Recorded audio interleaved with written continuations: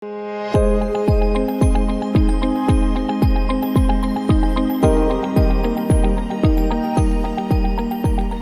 first amputee who successfully reached the top of Mount Apo, Arnold Balais, or Kap A as fondly called by his friends, will climb the country's highest mountain again this May 28 to 30, 2023. This is in celebration of his 10th year anniversary of achieving this record, but this time he will do it with a cause. Thus, the name 𝗴𝗶𝗹𝗶.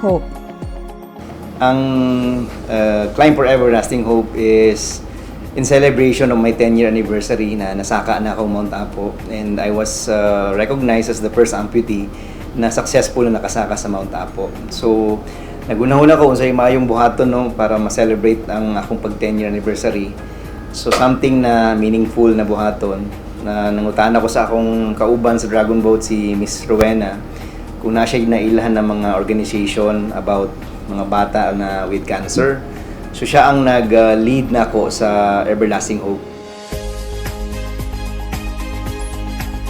The organization's officers were beyond grateful to Balais for choosing their organization, which aims to improve the quality of life of children with cancer and their families. So again, on behalf of our team, Everlasting Hope, and our staff, we would like to extend our heartfelt gratitude to the team, to you guys. Thank you for Kap A, for the leadership. I know God will continue to bless you guys with not only material things, but even more good health and even provision to your own families as Amen. well.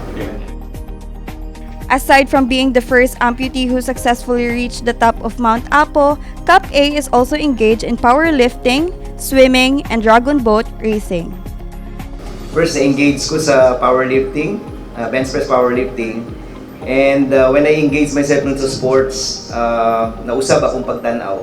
Ang nakita na ako ang deeper purpose na nung nainato ko. And then I shifted to swimming. Maybe mangutan na mo, makaswim ka Kap A sa Raymond Tiil. Yes, no, posible siya. Kaya naapo ko yung sa katiil, naapo ko yung kakamot. Di ta mag-dwell sa mga nawala na. But let's improve on unsa pay naapa. Ano mo atong pausgon. And now, I'm into Dragon Boat. And Dragon Boat also open a lot of opportunities sa amuang team sa pads. Daghan siyang gibag-o na kinabuhi. And also, nakita sa mga tao na dili babag ang kapansanan para sa gusto niyong mabuhat. Kap A, who lost his right leg at the age of 15, wants to serve as an inspiration to others by showing them that disabilities and adversities are never a hindrance to success.